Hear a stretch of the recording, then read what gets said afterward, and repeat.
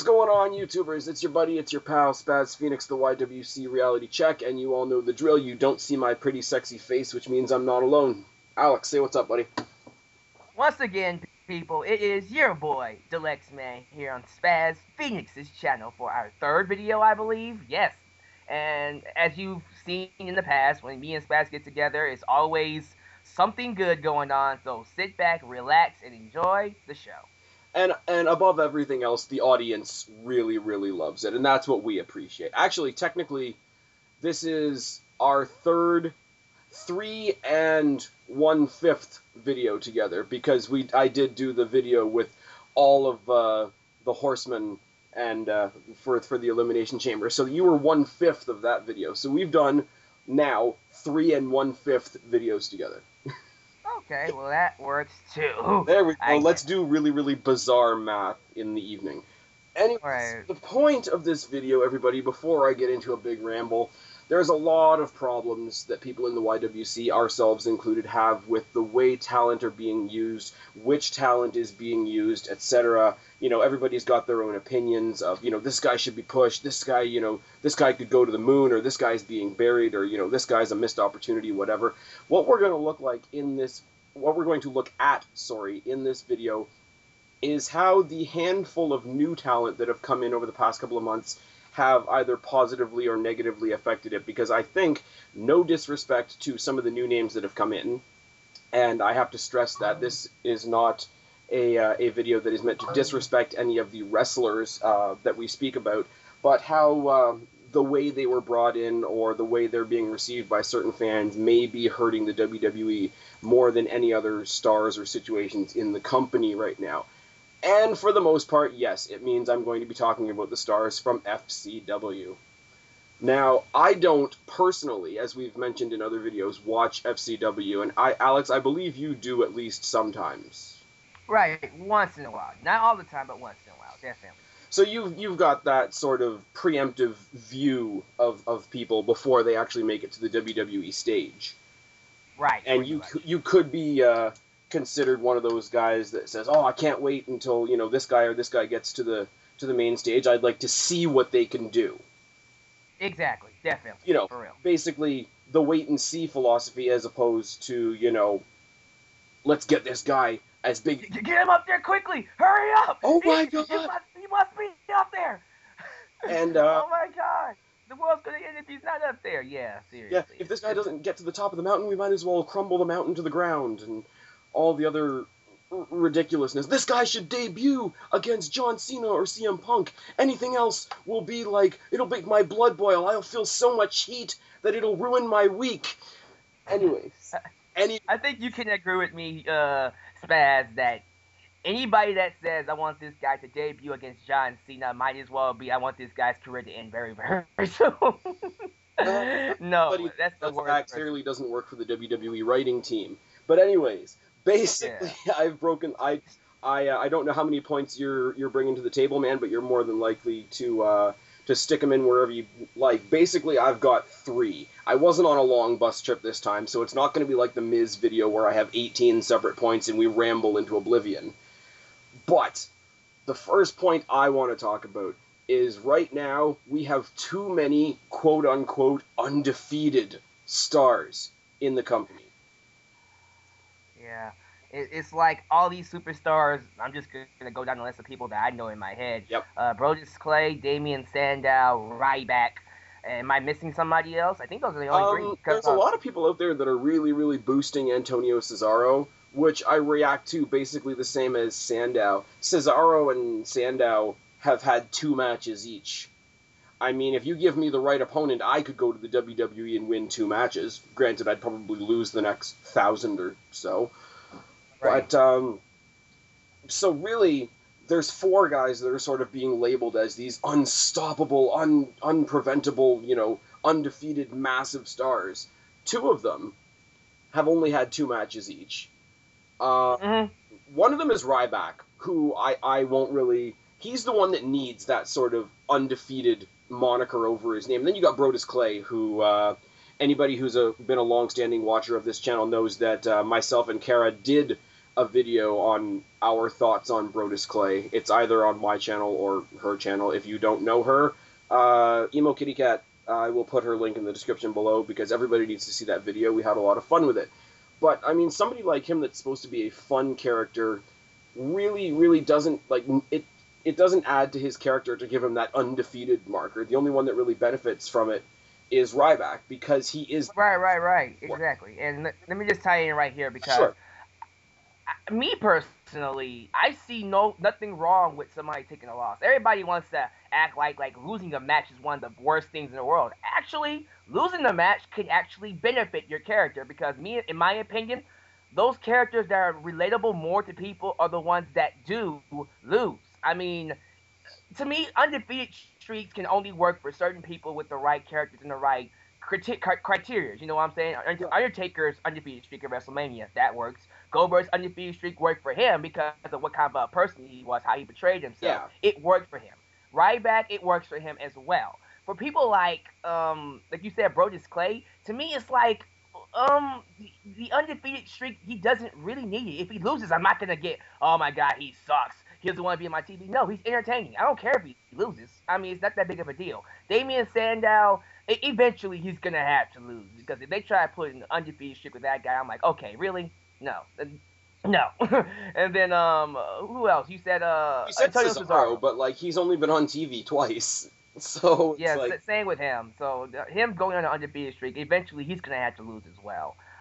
And you know that it's almost like they're trying to push these guys in a Goldberg-esque, pretty much all of them in a way, to make them seem dominant. They did the same thing with Sin Cara, and that didn't really help Sin Cara out, really. Honestly, it kind of hurt him in a sense. Honestly, if you want to look at Sin Cara as one of the newer talents, I guess he got injured. He botched or did whatever he did. I don't exactly remember. He's been off for a while, and he's come back now better than ever. So him having a bit of a faltering, even though it was in his actual personal life rather than in kayfabe wise, like him having some struggles and then coming back actually did him some good, because I think a lot more people were excited for his comeback. But here's where I want to go with this. The only one that really warrants sort of the unstoppable, undefeated sort of moniker or nickname or description or whatever would be Ryback, because it's part of the image that they're trying to give him. They are booking his character as this unstoppable force. So yeah, to put an undefeated streak behind him, it's basically like, look at how many obstacles this guy has knocked down. But to me, so the idea or the story or the gimmick of the undefeated streak is one of those things that should happen like sort of once in a great while type things. Like, I'm a big TNA fan. I know a lot of people are not exactly with me on that. But in the entire time I've been watching TNA, there were two guys that had streaks. You had Joe, like, a couple of years ago, and you've got Crimson now. And nothing else in between. Friggin' WCW, the only streak that they ever made a big deal of was Goldberg, because it fit his character the same way it fits Ryback's character. Undertaker's streak isn't an undefeated streak as opposed to, like, he's never taken a loss. It's like he, at this one event, never loses. So it's a much more specific story that we only hear about once a year. But if you're going to get beat over the head, not only with an undefeated story every week that you watch wrestling, but if you get beat over the head with it from 4 different guys on a weekly basis, it not only waters it down, makes it not so special. It's like, okay, eventually one of these guys has to lose, because eventually two of these 4 guys are going to face each other. So, and then eventually, dude, also, let me just tie onto that really quickly. Sure. It gets to a point that if you're not doing well with that streak, and I'm going to use an example, Crimson from TNA. You brought up TNA, and yep. Crimson, honestly, when he had the streak, it was the complete opposite of Goldberg. I didn't care. With Goldberg, I wanted him to keep the streak. With Crimson, I wanted him to lose it so badly, because it's like, okay, this guy is not that good. He's not that tough. He cannot come out. The way he comes across on TV to me, he's not all that talented to me. So it's all like, look, eventually he's going to have to lose that streak, because I'm tired of him as this undefeated monster. Because I'm like, yeah, he doesn't even come up like an undefeated brute like Goldberg does. It's like, it's ridiculous. The thing with Goldberg, and I might just be cutting you off for a second there, but the thing with Goldberg and the similarity that I see in Ryback, yeah, we saw Ryback back when he was Skip Sheffield, when he was, the corn-fed meathead, and he was cutting promos like that. But really, when he came back, at least in my own mind, he had reinvented himself, so it was a clean slate.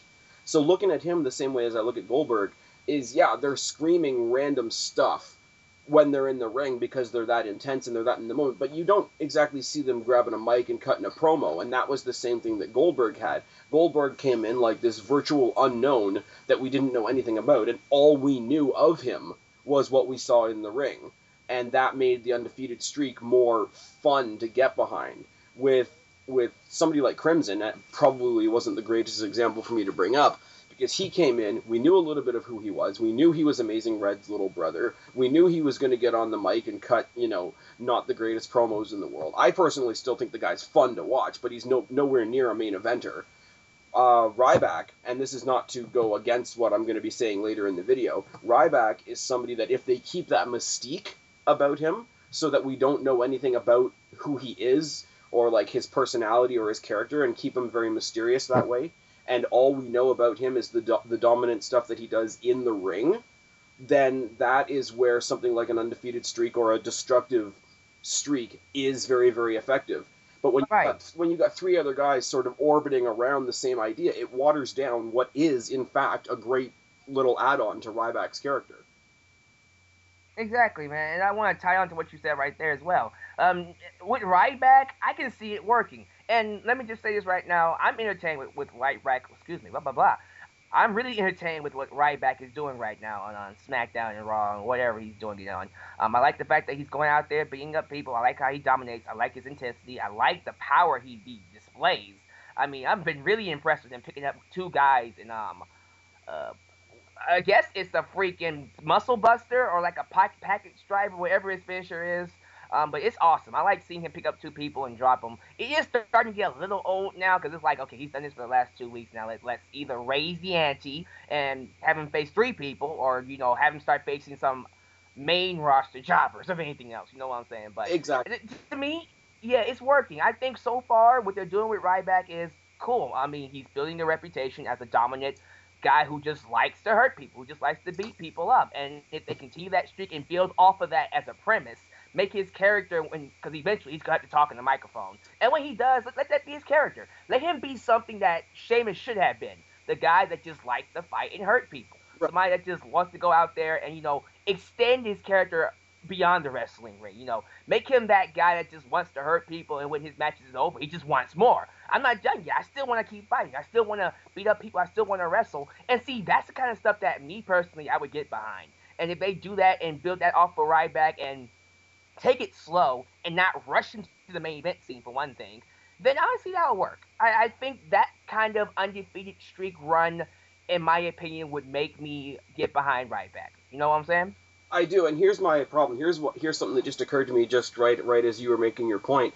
As we've already established in the past few minutes, of the four guys that they have on a streak right now, the only one that can really make any use of it is Ryback, and Ryback is getting the least meaningful victories in that streak of any of the four guys that we mentioned, because Cesaro and Sandow and especially Brodus Clay are getting lower to mid-card WWE stars, whereas Ryback, who is the destructive force that they're trying to book him to be, he's still beating like 110-pound no-namers. And when he's the one whose character can benefit from the streak the most, and he's getting the least valuable victories, that waters down the entire premise of him being undefeated. Well, again, dude, they just brought him in. I do want to go ahead and defend Ryback here. Yeah. Again, it's good because, like you just said with Goldberg, that mystique, that the whole idea of the only thing you know about him is just what he does inside the ring. That's what you have with Ryback. If they, even though he's not fighting like established guys yet, that's fine. Because even with the jobbers, even with the local wrestlers he's wrestling right now, he's still establishing that mystique you just said. And above anything else, that's important. Once you establish the fact that you're a guy that just likes to fight and just wants more, then when he really starts to, take out a freaking jobber like a Heath Slater or a freaking Jinder Mahal, it's going to mean a lot more than what it did for Brodus Clay or, anybody else, Antonio Cesaro or Damian Sandow. You know what I'm saying? Right. I get what you mean. Like, if he builds up a big enough streak, say he builds up, say he goes up to like 50-0 or whatever, and he gets onto his first like actual contracted WWE talent. Say it's just Alex Riley, for the sake of throwing out a name. Now, you don't want his first actual WWE opponent to be number 1 on the list. You want him to be more like 51. I just think that, like, while the dominant nature of having an undefeated streak mostly fits Ryback, it's like, yeah, he's undefeated, but even when you have guys like Michael Cole and whoever else is on commentary with him saying, yeah, he's undefeated, but he's beating guys that look like pieces of string, I just think for them to do that and then give the other streaks with more developed talent to the guys' characters that aren't going to benefit from a streak storyline as much, it just seems a bit offside. You know what I mean? Right. I get what you're saying. It's kind of like, well, if you're gonna give all this to this guy with the undefeated streak, why are you doing this with this one over here? Yeah, I get what you're saying. Well, my ultimate thing is we shouldn't be comparing streaks because streaks should be few and far between, and to have 4 happening at once is absolutely ridiculous. It's like you've got it's like you've got an army that just moved over from FCW. Oh, we're gonna take over the WWE now. It's gonna be us and Cena, and we're all gonna cocksuck our way to victory. Yay!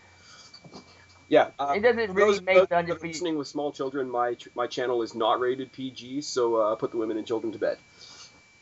Okay, but yeah, I get what you're saying. I agree. It does make the undefeated streaks mean a lot less when you have like 4, 5, 10 people on an undefeated streak. It's like, okay, it doesn't really help them stand out more. So, and that just goes back to the point. Eventually, one of them is going to have to lose it, and as we just stated, it benefits Ryback more than any other undefeated wrestler in WWE right now. So I do expect Brodus Clay, Sandow, and Dandow? Antonio, yeah, it's Dandow, and Antonio Cesaro to lose their undefeated streaks. You know what I'm saying? And when you talk about the fans, and you talk about, you know, especially sort of the indie fans, those guys out there that sort of really, really push FCW and want us to think that FCW is the new source for golden gods and whatever, and they're all relishing in all these streaks. But it's like, really, how do you want to apply a streak to certain people? It's like Antonio Cesaro came in, had 2 matches, and we haven't seen him in, I think, the past 2 weeks, other than, you know, being Oksana's arm candy, and while that's great, and some people think, you know, Oksana's the hottest thing going in the WWE, even though she's not, that clearly goes to AJ Lee. He had 2 matches and then he stopped fighting. That's not really much of an undefeated streak. Same thing goes for Sandow. Sandow walked out and didn't want to face his first 2 opponents and covered it up with, oh, they're not good enough for me, I'm going to wait till I have somebody that's good enough. And it doesn't really work. Friggin' Brodus Clay going in there, I can see the value, even though I'm not a fan of Brodus Clay, I will go as far as this. He goes out there to make, you know, the casual fans, the kids, whatever, have a laugh, put a smile on their face, whatever. So when he gets a win, everybody kind of feels good about life. So I can see the value in him winning. I don't like the fact that, you know, they really, really drove home last week that he was 22-0. They should have did that with Ryback. Ryback needs the number. Brodus Clay doesn't.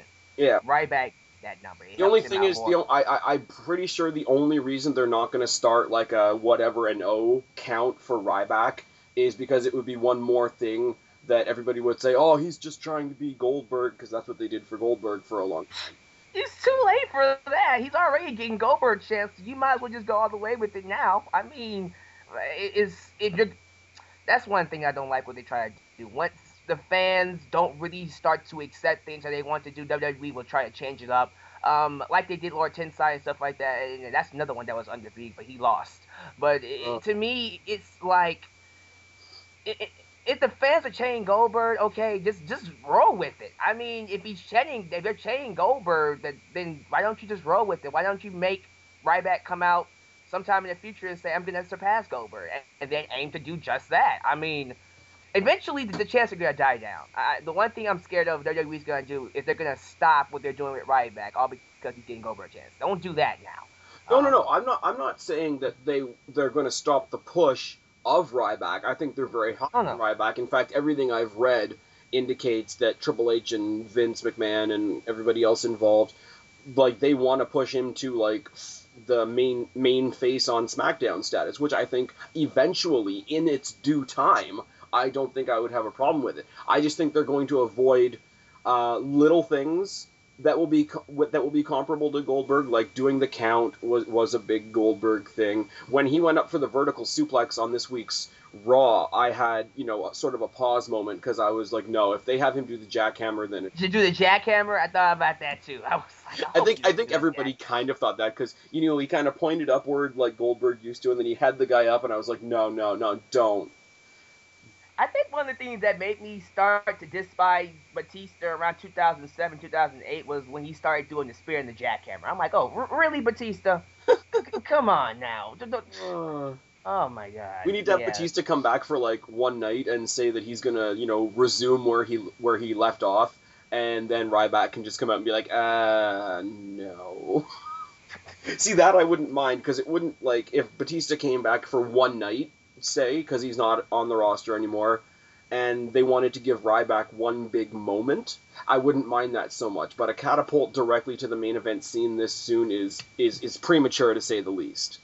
It's gonna hurt him. It's gonna do more than hurt him. It's gonna damage him for sure. They moving too fast to the main event scene. The prime example of this is somebody that I have grown a lot of respect for in the past year or so. But do we even remember Sheamus's first 2 WWE title runs? Nope. Other than him beating John Cena, which just made me happy because I'm kind of sick like that, you really don't. And if you push Goldberg, wow.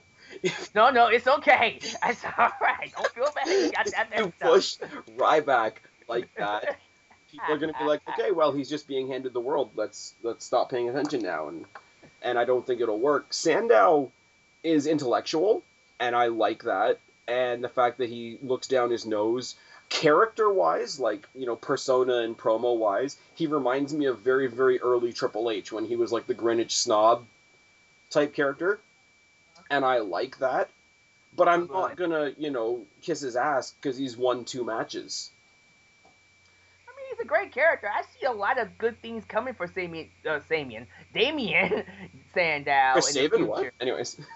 Shut up. No, for real. I see a lot of things coming from him in the future. I think he's a great character. I love the way he talks on the microphone. He carries himself highly, and he wrestles pretty well. I've seen him wrestle in FCW. I'm impressed with him, and I think eventually in years, and I stress that word, years, right, he will get to the main event scene. But he's not going to get there tomorrow. See, and Alex, that's basically my point, is that whole, in a few years, eventually, we see this guy's going to be a big star one day, but you don't get it on the first day. And this is sort of a perfect sort of segue to my next point, is the people that do follow FCW, and some of them that are more outspoken in the IWC and the YWC in general.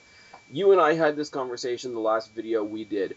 I don't make a point of watching FCW or ROH or OVW or all the developmental territories and whatnot, not because I don't respect them, not because I don't think that, they're honing their craft and they're learning their skills and all that sort of thing, and that's fantastic. But purely me on a personal level, I'm a WWE fan, so when a guy comes to the WWE as a new guy, I want to see him and take him in, or her in, as a new face. Exactly. And dude, you just said it all right there. And here's my thing about this too. I know how it's not just FCW; it's indie fans regardless. Yeah. But I know how some indie fans want to, say when a guy gets to WWE, he's gonna do very, very, very well. I'm gonna give you a prime example. Do you know Mad Dog? Mad Dog. He was on Tough Enough this season, last season. You know what I'm talking about, right? I'm bad with names, but anyway, go ahead. Okay, he was an indie wrestler that people were having, high hopes for. He was eliminated on the second week of Tough Enough, and they was all like, what? No, he's a great wrestler. And me personally, I saw why he got eliminated, because he had a match with Luke. And Austin said, it was Austin, Trish, and Booker T, they said that Luke impressed him more than he did. And when I heard that, I'm like, well, when he got eliminated, I wasn't feeling sorry, because when he had the opportunity to impress, he failed.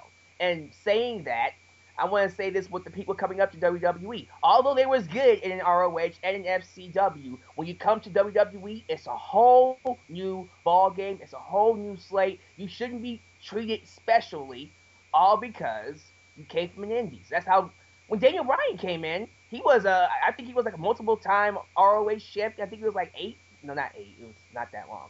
About 3 times, but he lasted for a good year. His first few months in NXT, he lost all of his matches. Clean slate. Look, it doesn't matter how good you are. What matters is what you do when you come to WWE. And those who come to WWE, bringing what they did in the Indies and amplifying it and doing it to a way where people like Spaz and me enjoy them, they're gonna make it. But if you just come to WWE with this high and mighty attitude, oh, I was great in the Indies, so I'll be great in WWE. Yeah, you're gonna get your ass handed to you really quick. You know what I'm saying? I do, and basically the heading that I had for this is mostly I'm seeing it with FCW fans because most of the stars we're talking about right now are from FCW, but it does, like you said, it goes for any fans of any indie thing in general. They have these stars that they love and maybe that they've loved for years, and as soon as they come to WWE, they want them to be handed the world because in their head, oh, they've been doing this for years and years and years. That's fine, but they've been in the WWE for a cup of coffee. Or they just had their first match, or they haven't even had their first match. I mean, there's guys out there that, the too many names I hear, one of them we know, and Damian Sandow, and one of them we don't know quite yet is Ambrose. Dean Ambrose, John Moxley. And yeah, there's people out there saying, oh, well, these guys should, debut and be going for a mid-card title immediately. There's guys that are saying, oh, these guys should debut on pay-per-view against John Cena. Like, fuck, man. Like, no. You don't get a title. Okay, we know that, you don't get a title until you've had your match. But writing-wise, you have the title before you even go for the match because the writing's already happened. You don't get a title before you've had your first match. Honestly, and the reason why I have a problem with that, too, I agree with you. I mean, you have to go through the freaking structure like everybody else does to prove yourself. I mean, why? No offense to a Dean Ambrose and John Moxley. I like him. I see a ton of potential. Absolutely. Let me drive the point home once again. What I am saying is not at all shitting on the talent of the wrestlers that we're talking about, not in the slightest. What I'm saying is it's exactly what you said. When you come to WWE, your slate is clean. Fill that slate with great, memories and moments and whatever. Get your way up to a WWE championship the right way, and I will be the first one to metaphorically pat you on the back. But don't walk in the front door and say, where's my title? And don't, as a fan of that person, be like, well, I'm already a fan of them. They're already established to me. They should have a belt. Why don't they have a belt? Why aren't they debuting for a belt? It's like, it's ridiculous. Right. And dude, what I was getting ready to say is I have a problem with that because what we're doing here, if we push a Dean Ambrose to the championship, I just pushed him over Kofi Kingston. I just pushed him over Daniel Bryan. I just pushed him over so many other people who had busted their ass for years. A Cody Rhodes, a Dolph Ziggler, a Wade Barrett. I'm pushing Dean Ambrose over those guys to get him to the main event scene. To me, how is that fair? That's not fair whatsoever. Yes, is he a better talent than the said people I said? You can argue that. Maybe he will be. Who knows? Yeah, but to me, that's still not fair. Alex, the key word there is will be. We don't know what he will be until will be becomes is, and it hasn't yet. And to piggyback sort of on what you're saying, because I think you're going on a thought pattern of respect. Think about guys like, okay, not everybody likes everybody I'm going to mention, but think about guys like Hogan. Think about guys like Flair, Piper, even Austin, whatever big names, Bret Hart, Shawn Michaels. They did not see television until they were an established main event. These guys that I'm talking about now, when I talk about them being handed the world, they already kind of are, because they have the internet. They have YouTube, etc. So they can be at indie shows, and people around the world could be seeing them. They could be at FCW tapings.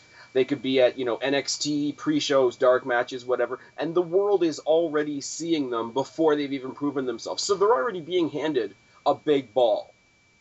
They're already being handed a huge ball. Friggin', the first 2 or 3 years of Steve Austin's career, you think he ever saw any kind of screen, be it a TV, be it a computer, be it anything? No. He busted his ass, got where he got, went through a couple of really horrible gimmicks, and then came to the WWE and was finally able to become Steve Austin. You don't, on your first day on the job, more or less, somebody walks into FCW, somebody walks into ROH, who's also on TV now. You go to OVW, which is on some YouTube channels. You go to other, developmental territories, and you are in your learning stages and already on a world stage as far as the internet goes, that already gives you a leap and a bound above the ancestors that came before you. Like, they should be thankful for the time that they're in, not walking in saying, hey, I've already been on YouTube, where's my title? Like, there's such a message or an attitude of entitlement there, and it comes with their fans as well. Because, you got all these guys that, because FCW and ROH and all that are smaller companies, you talk to some of their fans and it's like they're mini cult members. And it's really, really to some ridiculous lengths. Like, I've even gone as far as to, there's a Dean Ambrose fan, and I'm not going to name him by name because this is not what this video is about, but he's saying, oh, I'm going to say that Raw sucks until Dean Ambrose is on it. Like, what if they put him on NXT, dude?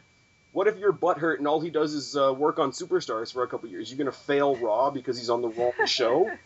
See, Spaz, I'm gonna say something really quickly, okay? Go for it. I have so much faith in a Jon Moxley, a Dean Ambrose, to where he can not show up for 2 years and I'll be okay with that. Mm-hmm. Because see, Jon Moxley to me is so good. I'll go watch him wherever he is. There we If he's go. on NXT, I'll watch him. If he's on FCW, I'll watch him. He doesn't need to come up to Raw. Why?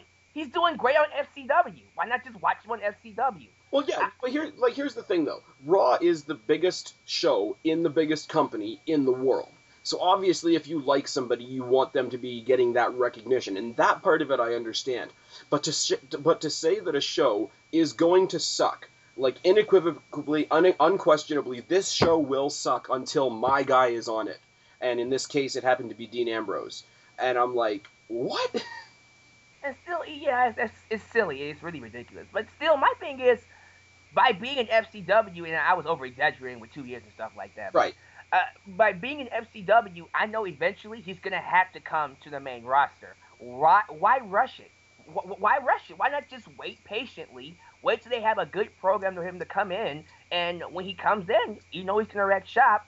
So just sit back and wait for him to come up. Me personally, I say wait until you have a good program enough to bring him up. Don't bring him up and have him just face a random person like a Santino and give him the U.S. Championship, which is like useless. It's useless. Or put him in a program with John Cena where you know goddamn well that that's not going to end well for him at all. He's going to end up part of the Cena steamroller. Yeah, if you actually think they're going to put a new talent over John Cena cleanly when he first comes in, yeah, good luck with that. Here's the thing. This is the one that I've actually heard, and this is the one that actually made me laugh. When people are like, yeah, I want my guy, whoever they may be, Sandow, Ambrose, whoever, I want them to debut at a pay-per-view against John Cena. I'm like, let me know. Let me tell you how that goes. Let you tell me how that goes if it happens. Because and I'm going to go on a Cena tangent for just one small moment. Do it. You know my opinions of John Cena. And how long and how deep-seated our, people who agree with me's opinion of John Cena is. How long did we, as people who can't stand Cena, have to wait for somebody like CM Punk to come along? Very. Very, very long. And basically, as much as I hate to admit it, Cena was kind of Punk's legitimizer in a certain kind of way, because it's like, wow, CM Punk can do whatever he's doing and hold the title and do whatever else. But if WWE actually let him beat the Golden Boy, wow, they must really see something in him. Yeah, I mean, see, CM Punk, and this is where I give Punk all the fucking credit in the world. He literally took his time with the WWE, and we got to a point where it was like, you know what? I'm leaving anyways, and it doesn't really matter. And he just laid it all out the bottle. He did something to where, it forced WWE to want to keep him. I mean, and see, it wouldn't have gotten that bad with CM Punk if he didn't take his time, if he didn't, do what he did, create the moments, create the memories, work with the WWE to the point to where they've gotten invested into him to the point where he can do that stuff. Because I guarantee you, if a Damian Sandow or, I'll probably say Jon Moxley, if a Jon Moxley came out on Raw and said that the show is one of the most terrible shows in the world, you should watch, you should turn the TV off, I don't think WWE would really receive that as well when it's his first day in the company. You know what I'm saying? The thing is, though, and again, once again, I'm going to use Punk as the example, because Punk and Bryan are really the indie success stories of the WWE right now. Would that be a fair thing to say?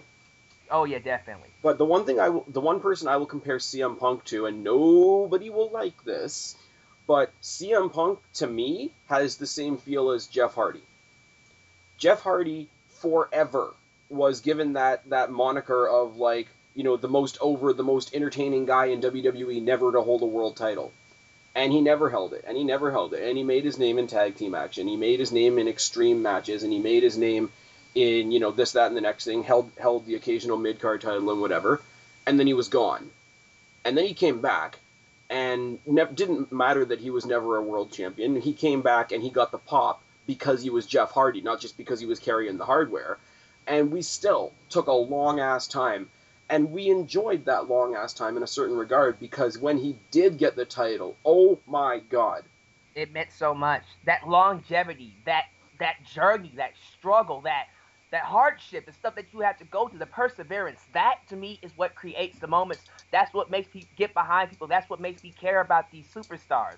I don't care about somebody that got a rocket shut up his ass to the top. And I guess that's why when it comes to Sheamus, I'm kind of about him, because his career is the very definition of that. I know he's a good wrestler, and I know when he needs to, he can be a good character. But me personally, I see this guy that was pretty much hand-fed the main event scene because he's Triple H's friend. Well, I can't prove that, so I won't say that. No. But WWE is very high on him. I'll say it like that. But here's the thing as well. You said it about CM Punk, and CM Punk's the other one I'm going to compare it to Jeff Hardy, because he went a completely different path about it. He went out there with different gimmicks. He was, the straight edge society, and he was in that neutered, crappy version of ECW that they had, whatever. He just went out there and he did his thing, and he showed how good he was, to the point where... By the way, don't forget to mention, he was a commentator. And he was a commentator. The guy's multifaceted, which is another thing that works in his favor, right? Right. But he got to a point where, whether he was a heel or whether he was a face, because he was heel at the time, when he started cutting the pipe bomb promos, A, people cared about what he had to say, and B, people, even if they hated him, even if he was doing such a great job of being a heel that they hated him, they were still nodding along with what he said, because he had his finger on the pulse of what people in the wrestling fan world wanted. So that when he did get that big moment, when he did have that moment against Cena, even though he was booked as a heel, even though he was booked to be quote-unquote leaving the company, everybody was still behind him, because at that point he was basically fighting for us, because he had earned that respect from us, he had earned that connection with us, even being a heel, which was magical. I'm sorry, Money in the Bank last year, magical is the only moment I can choose to say. And no, it's not just because I can't stand Cena, although that does add to it.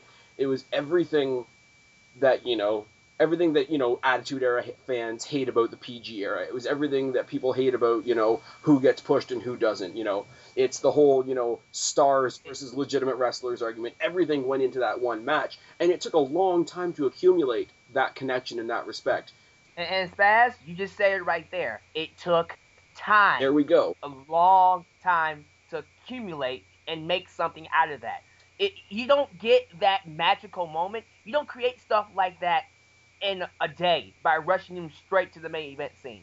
No, it takes years. It takes multiple gimmicks. It takes multiple matches. It takes multiple, storylines, feuds, whatever, to get people to know who the hell you are, to display what you can do in this situation, in that situation, with this guy, with that guy, and see different sides of you to get people to really care about you. And that is the kind of stuff that really helps to make stars, and not a rocket push to the top, which to me was the easiest way to kill somebody. Because, dude, like I always say, once you go straight to the top, the only place you can go from there is where? Down. Down or to the unemployment line. And here's the thing that I'm going to say. And here's where I'm going to go really, really metaphorical on this for a second.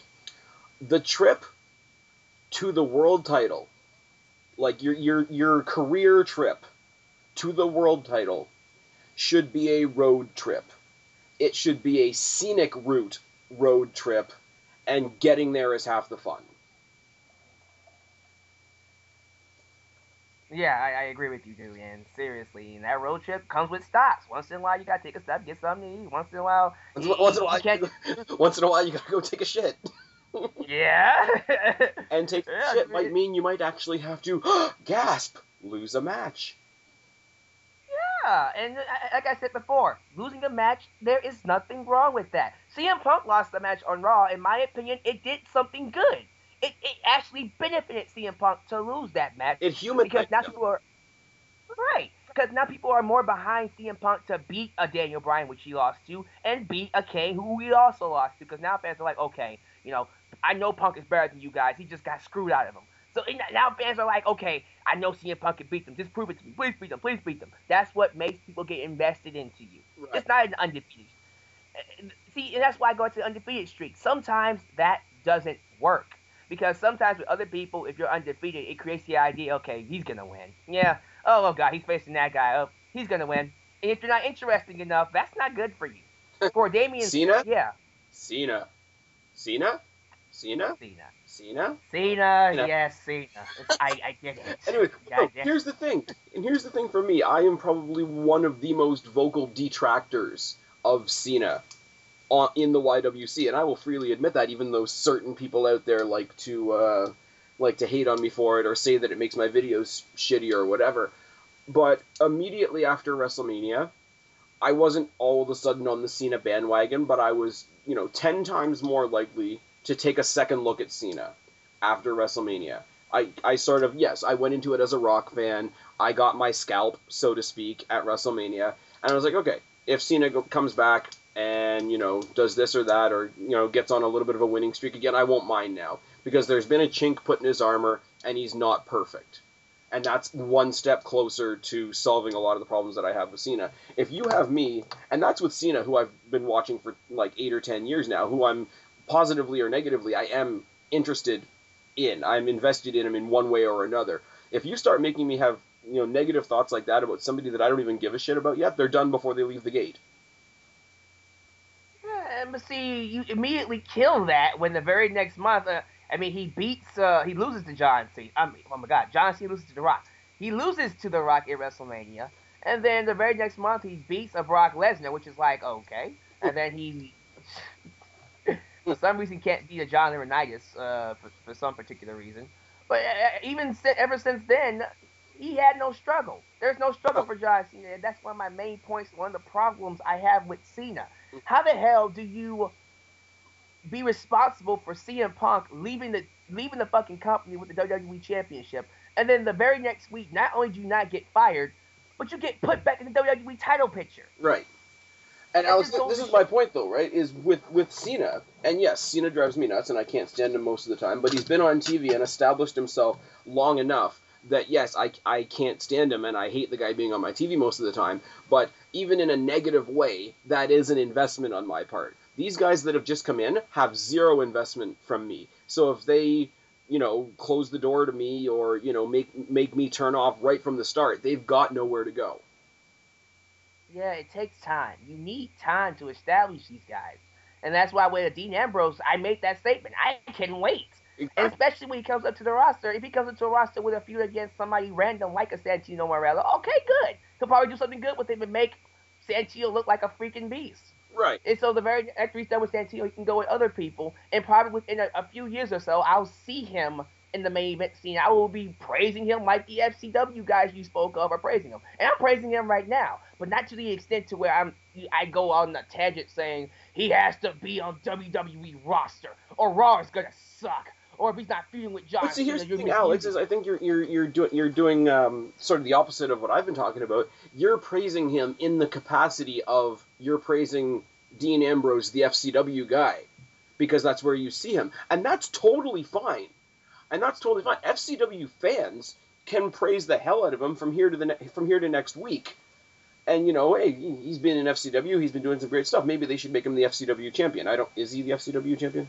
He hasn't even touched the championship. He hasn't even touched the championship yet. But he's spent the time in FCW, so if FCW fans want to say, hey, give the FCW title to him, I have no problem with that. He hasn't even had a cup of coffee in the WWE yet. And certain people out there, friggin', I'm not going to watch Raw, or I'm not going to say anything nice about Raw until Dean Ambrose is on. It is friggin' ridiculous. And let's say they get their wish. Dean Ambrose comes in, his first match is on a pay-per-view, his first match is against John Cena. Where does he go on day 2? What if he loses to John Cena? No, where does he go from there? regardless of winning or losing, like you get honestly, a brand new guy coming into the company having his first match with John Cena would be huge. I'm not saying positive or negative, but it would be a huge thing. So even if you lost, it'd be like, okay, you're a brand new guy, so you lost, whatever. But you have a match with John Cena as your debut match. Where do you go from there? What's your day two? You got nowhere to go. Down. Yeah, like I said, if you go to the top, the only place you can go is down. You blow your load in the first night, you spend the rest of your life wiping it up. Moving it on. The third. Oh, The third point that I want to make, and this is potentially the most sad element of all this, is what I have come to know as the forgotten middle. Because right now, in the WWE, even though he's on suspension, we've got Orton, we've got Jericho, we've got, Cena, we've got Sheamus, we've got everybody that's sort of in the top right now. Alberto Del Rio, even though some people don't like it. All these guys that are sort of hovering around the 2 world titles. And then on the other end, you've got all these guys, these young stars, young bucks, whatever you want to call them, with rockets up their asses, like friggin' Sandow and Clay and Ryback and Cesaro and all those guys taking up the other half of the time on TV. Who gets lost in the middle? Rhodes, Ziggler, Miz, Santino, if you like Santino, the entire tag team division. McIntyre. Gabriel. It's and here's the guys that have been doing a lot, and these are the guys that, because you don't really have any jobbers, these are the guys that you spend putting over the main eventers and putting over the new guys, and where's their payoff? It's nothing. And see, dude, I don't like to name drop people, but for this video, I'm going to do it. And it's not going to be bad, trust me. My friend John did a podcast the other day, and his very words were, FCW is the future. Now, I agree with that statement. I do think that there are some times in FCW, when they come up, they're going to wreck shop. But again, that is the future. What about the present? Exactly. What are we going to do about right now? Okay, that's tomorrow. That's in the next couple of years. What about right now? What about a Drew McIntyre? What about Justin Gabriel? What about all these great talents? I mean, a Ted DiBiase even. See, Ted DiBiase to me is one of those talents to where he has the look, he has the package. I just think, like a lot of other people, he doesn't know how to express it. I see the same thing with you might disagree with me, but Michael McGillicuddy. Absolutely. These 2 talents, Absolutely. Ted DiBiase and Michael McGillicuddy, are 2 talents which I just go, you have all the potential to be somebody really big. You just don't know how to express it. You don't know how to showcase it. Please find that.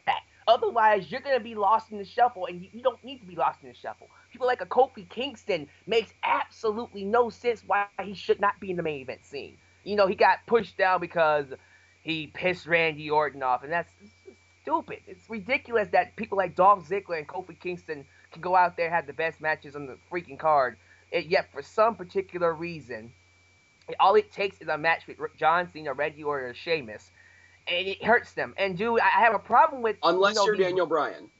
Unless you're yes. No, because Daniel Bryan. See, I respect Daniel Bryan and CM Punk because they didn't let that shit happen. Well, CM Punk didn't definitely. But it's sad. And then I hear people talking about push these FCW talent. No, it's not gonna solve anything, because what you're doing is not only are you rushing them to the top, you're putting them over the people who should get there before they do. And that's not right. That's not fair, and that to me is just gonna hurt it more. You know what I'm saying? And this is the exact problem that you and I spoke about just before we started recording. What was NXT supposed to be? What is Superstars supposed to be? What is the lower and the middle card supposed to be? Because if you push these guys to the moon, and, people are saying, oh, if Ryback's not, world champion in the next 12 months, I'm going to stop watching wrestling. If Damian Sandow's not going head-to-head with Daniel Bryan, I'm going to stop watching wrestling in the next few months, whatever. You push those guys up to that spot this quickly, you're jumping over everybody that makes NXT watchable, anybody that makes Superstars watchable, anybody that makes sort of the lower end matches on SmackDown watchable, anybody that fills out the mid-card. You're jumping over all those guys who have yet to have their shot because the ceiling is glass and those top guys are still the top guys. If we didn't have a situation like Cena, who dominates every main event, and these guys getting pushed up to the mid card quickly meant that the mid card would get pushed up to the upper card, then I wouldn't have a problem with it in the slightest. I really, really would not. But we have that glass ceiling, and when you have the superstars that are, the main eventers, quote unquote, and the young guys on the other end creating this big vice in the middle where the mid card basically can't exist or isn't getting the platform or the opportunity to exist, it's entirely unfair. All right, let me just say this. I am very aware that not everybody's going to be a world champion. I've said that in my videos in so many ways, shapes, or forms. I get that. But to me, I'm just going to put it to you like this. If a Ryback becomes world champion before a Cody Rhodes, something is wrong there. Something is desperately wrong there. And when I say push, when I say opportunity, I don't necessarily mean a world title. I mean, Mr. Perfect is a perfect example, every pun intended. Never held a world title, is viewed as one of the best Intercontinental champions of all time, and he's still got his spot in the Hall of Fame. Like, yeah. Not everybody needs to hold a world title, but even if you are a high mid-carder, like, it's not main event, but Cody Rhodes versus Christian should be next to main event. And all they've had time to do is watch each other fight from the commentary booth. I did a video about a week or so ago with all the teams we have in WWE right now. There's no excuse why we can't have a good tag team division. And really, we've just barely seen Rex and Hawkins break through, which made me excessively happy. We have, what are they called? The primetime players on SmackDown. Yeah, Titus O'Neil and Darren Young. Hey, millions of dollars. Millions of dollars. Millions of dollars. Millions of dollars. By the way, did you see the rant by Shad Gaspar on Twitter? He did a rant on primetime players for ripping off Crime Time. Yeah, go sit your ass down. Oh, because you thought they were copying the money, yeah thing? Yeah, he's bitter. He's bitter, don't worry about it. This is another thing. Somebody that I think is entirely, not necessarily underused, but definitely underrated is JTG. Because he makes everybody on NXT that he works with look great. And it wouldn't do any bad feelings for anybody to bring somebody like JTG back up to the main roster, if for no other reason than to give somebody like a Sandow or a Cesaro or a friggin' let him be the next victim of Ryback. Why not? Like I don't want to see Ryback, get pushed to the moon right away, because I do like Ryback. But what I want to see right now, while he's going through jobbers, or, guys that aren't really doing much of anything else at all, in the slightest, and may I say, in the slightest, I would love to see Ryback's next opponent be somebody like Ezekiel Jackson. He's still a jobber, but he's a jobber that Ryback can at least look in the eye. And that would be something I could actually get behind. I could actually see them putting on some interesting matches. When I say interesting matches, I don't necessarily mean good, but I would like to see how that feud would work out. That would be a squash. It would be just another victim of Ryback, and we would know that in advance. But I still wouldn't mind it to the point where, okay, now there's something that Ryback's going to do that I think deserves being on my pay-per-view show. Definitely. You know what I mean? Like, we have no-name local jobbers going up against Ryback in pay-per-views. That's ridiculous. Because that's not a match. That's a segment. Exactly. I mean, if you're going to put him in a match at pay-per-view, at least give him a freaking jobber to work with, somebody that's established in your company. I mean, I get it. And that would actually make more sense when I think about it. You have him face local jobbers on the regular cards, but in the pay-per-view, he actually faces a wrestler. It means a lot more. You know what I'm saying? At least, even if you have him go over local jobbers on the show level or on SmackDown or Raw or whatever, and then, before each pay-per-view, one of the lower card guys wants to make a name for themselves, so they go up and they challenge Brodus Clay, or they challenge Ryback or whatever. But here's the thing, and here's what's sad, and here's where I talk about the forgotten middle once again. I'm sorry, I am the biggest Miz fan that there is, but the biggest victim right now of the forgotten middle is Dolph Ziggler. My God. Oh, yeah, definitely. Let me just say this really quickly. Sorry, I don't mean to cut you off. Sure, go ahead. It kind of pisses me off with WWE's doing with Ziggler. I know everybody's saying... I heard one of my friends once said that Ziggler is losing his way to the top. I think that was John who said that as well. It's one thing to lose and be a great performer. I've seen people like a Shawn Michaels who has lost plenty of matches in his career, but still come off looking like $1,000,000 like a legend. Chris Jericho can lose every single match from here until the day he dies. He'll still look like a fucking $1,000,000 better than me. Ziggler, him losing to me is not really good for him all that much. He can go out there and have some of the best matches, but if people are looking at WWE as a sport, think about it this way, Spaz. You watch basketball or football, whatever. I pretty much watch wrestling. You pretty much watch wrestling. Do you know about LeBron James, Miami Heat, and stuff like that? I know the name. That's about it. Okay, well, LeBron James is one of the best basketball players in the NBA. You know that, right? I'll take. Okay, so knowing that he's the best basketball player in the NBA, if he loses all his games, does it really matter? No. Exactly. See, if this is a sport, Dolph Ziggler can go out there and have some of the best matches on the card. If he's not picking up any wins, that's a problem. And while we're focusing on trying to push these FCW talents over, what you're trying to tell me is you would want Dolph Ziggler to continue jobbing into these people coming up. I'm like, that's a disgrace. That's not right. As a matter of fact, the opposite should be happening. These guys should be helping making Dolph Ziggler be prim and proper for that main event scene. Yet people are so, they're so caught up in trying to make these FCW people like they're the solution to the problem, and they're the future. But right now they're causing more problems than they're solving. Like what you're saying is true. Like you should have high level guys or mid level guys going over low level guys as they establish themselves as high level guys, so that those low level guys have a chance to become mid level guys. That's progression. You don't go the other way around. And here's my biggest problem with Dolph Ziggler right now. And my problem isn't with Dolph Ziggler, but my problem is sort of a sad state of affairs, and it happens a lot in the WWE. Ziggler's just the most obvious example. How good Ziggler is working against him at this point. Because why do they keep putting him in matches with somebody like Brodus Clay? With somebody like Santino, with somebody like, Swagger and whoever else. Because they know that he's boss, he'll bump like a maniac and make them look like $1,000,000 because he's that good at his job. He is his own enemy because his talent right now is holding him back, and that's disgusting. Yeah, exactly. And what I'm fearing is going to happen is, next thing I'll know, I'll wake up and I see him jobbing to a Ryback, jobbing to an Antonio Cesaro, jobbing to a Damian Sandow. It's like, oh, goodness gracious, that's not right. No. No, it's not. No, that's something I don't want to happen. So, honestly, Spaz, this point that you're picking right now is probably the best point that you've, out of all three of them, because this point is very like important. I said, it's the saddest. Like the point about the undefeated streaks is just my view on streaks in general. My view on them being handed everything is, again, it's just more of a personal opinion. But to forget a nice, solid crop of talent like you've got right in the middle of WWE right now that have either, they've been pushed, these legitimate, established stars have been moved to NXT or moved to friggin' Superstars or whatever so that these newbies can come in, that's not right. They should be moving up to make room for the new guys.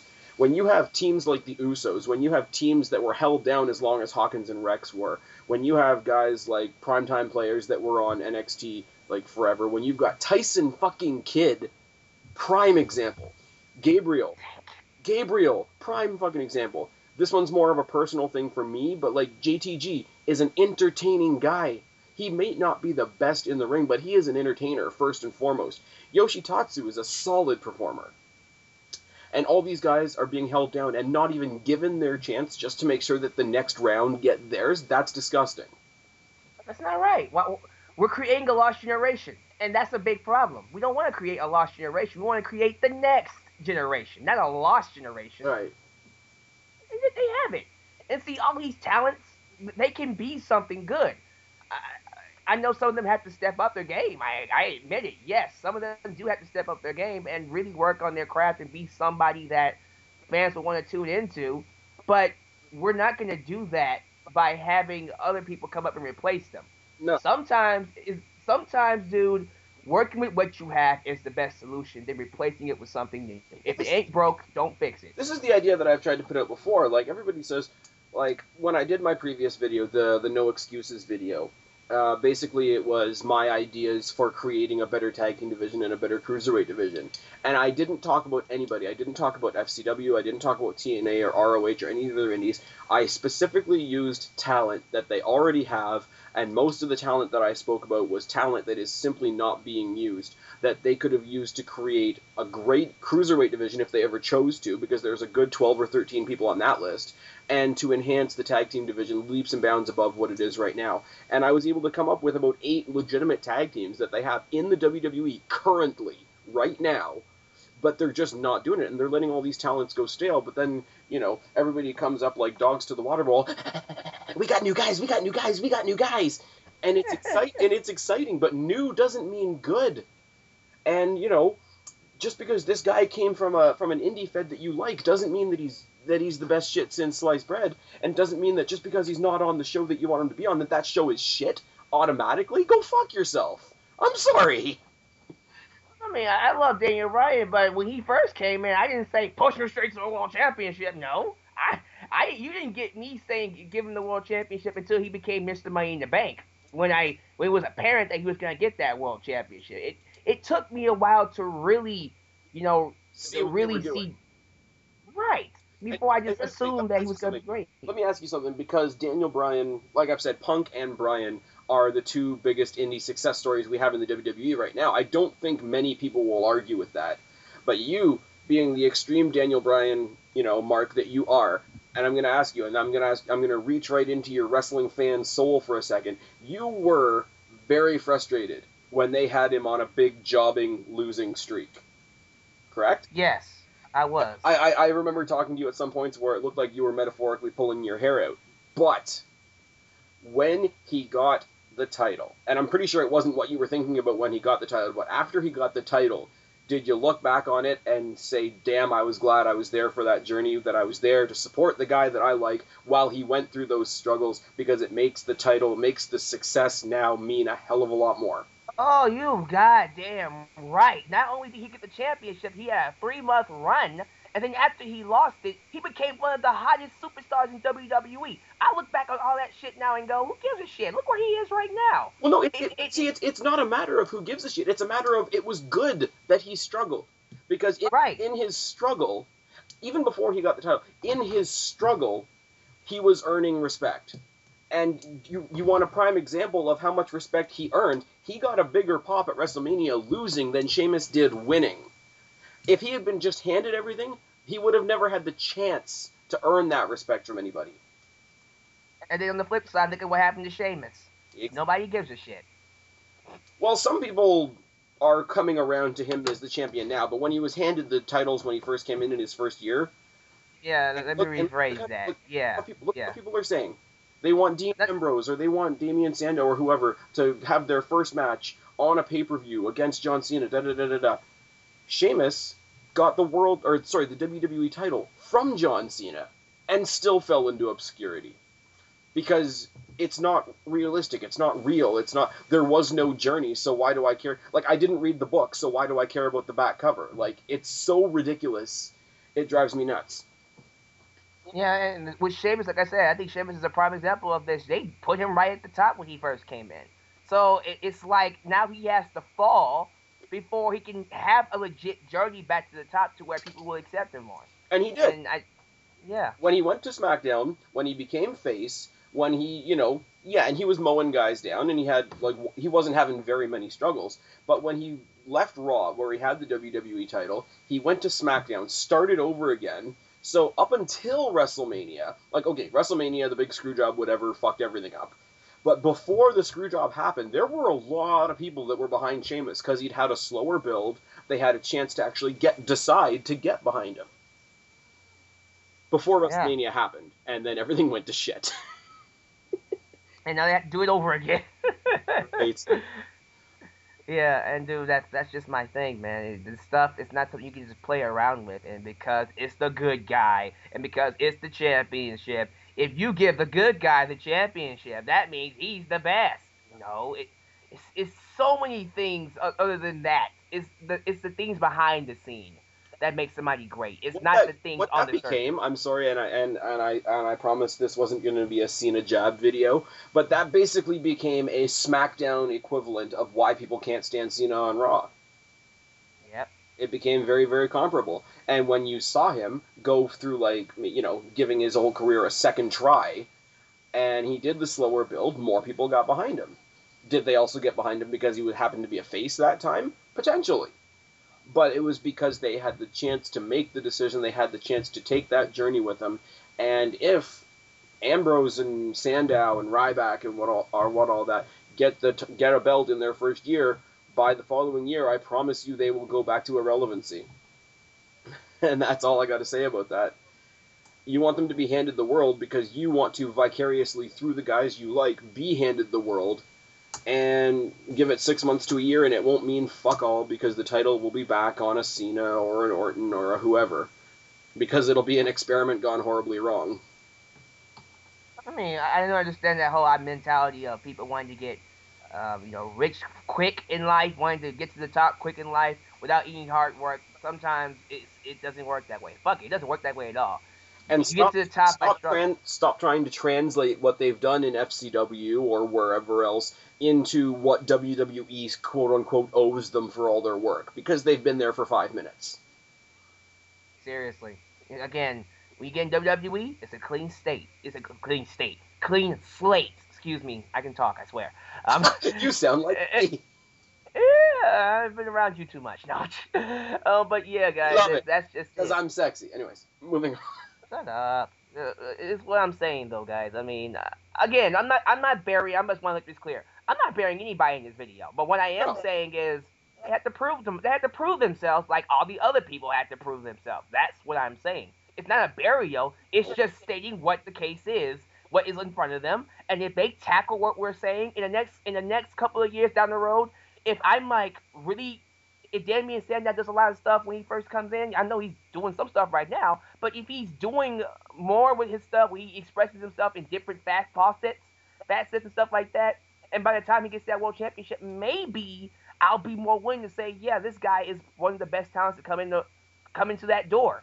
Until then, it's whatever. He's Damian Sandow. That's all I got to go off of. In 5 years, you might be saying he was the best thing to ever come into the WWE, but you're not going to say it now and assume. My thing is exactly, Alex, what you just said, is the fact that nobody is shooting anybody down. I'm not shooting Sandow or Cesaro or Ryback or who else, even Brodus Clay, anybody like that. I'm not shooting them down.